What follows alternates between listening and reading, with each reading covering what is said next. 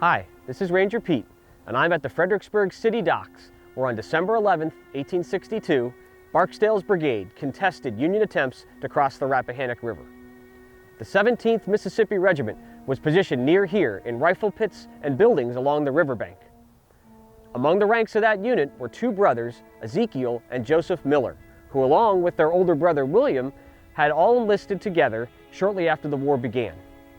By December of 1862, William was no longer with them, having died from disease the previous summer. Ezekiel had been promoted to lieutenant, and Joseph, a private, was assigned to guard baggage on the day of the battle and therefore did not participate in the fighting. However, he did hear about his unit's exploits from his comrades and wrote about them in his diary. On the morning of the 11th at 2 o'clock, the alarm gun was fired, and the regiment was called into line. The enemy were trying to cross. Our brave boys held them in check until about 3 o'clock p.m.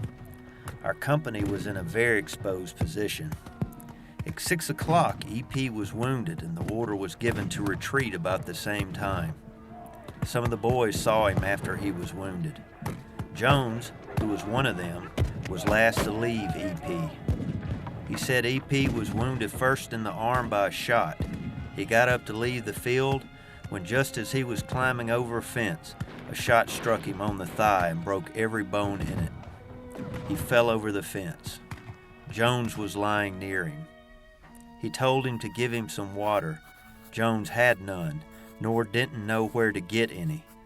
He gathered up some snow, ate it, then told Jones he could not live long to tell me not to grieve for him, that he was going to a better world, and for me to send his uniform coat home and to write to mother and father.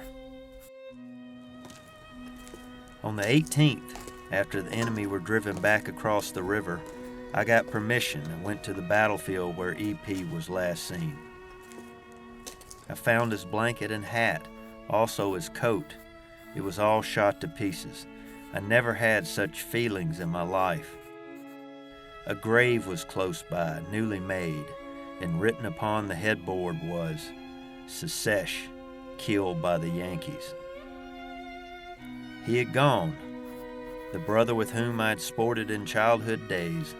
How kind, how good has he ever been to me. Today he is far, far away from home and home folks. My own loved brother has been snatched from me. His body lies in the cold, cold grave upon the banks of the Rappahannock.